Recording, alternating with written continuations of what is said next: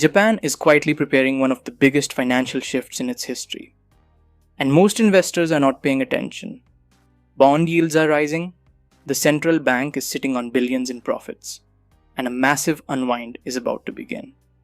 Today, I'll explain what's happening, why it matters, and whether this could shake global markets in the simplest possible way.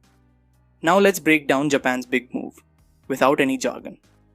The bond curve is screaming change. Japan's bond curve is rising like never before in recent years.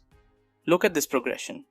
1 month, 0.47% 3 month, 0.59% 1 year, 0.79% 10 year, 1.858% 40 year, 3.71%.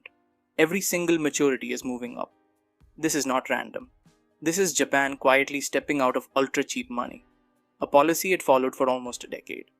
When yields rise, it's a signal, and Japan is sending one. BOJ, the central bank that became a stock market whale. The Bank of Japan isn't just a central bank. It accidentally became one of Japan's biggest shareholders.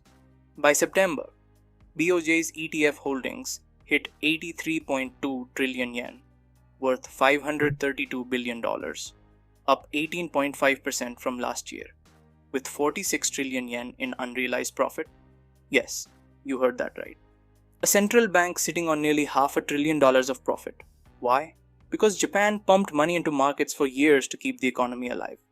And now, the story is about to turn. The unwind. BOJ prepares its slow exit. The BOJ is planning a very slow and very careful exit to avoid shaking markets. Here's the plan. Sell around 330 billion yen, book value, equal to approximately 620 billion yen, market value, every year starting most likely in early 2026. This is like a giant stepping out of a small room. Quietly, gently, making sure nobody gets hurt. Why now? The hidden reason. Visual. Scales balancing.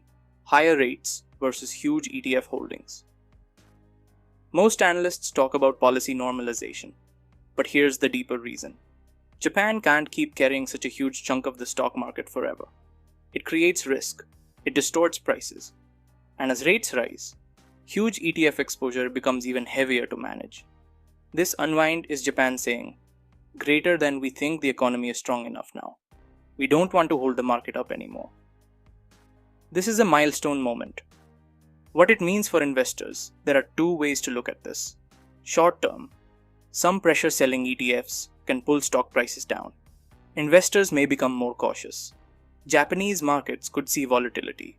Long term, a stronger Japan, a market that stands on its own, more natural price discovery, a healthier financial system. This transition is not about danger. It's about Japan growing up economically. Why should the world care? Because Japan manages the second largest pool of savings globally. When its yields rise, global money moves.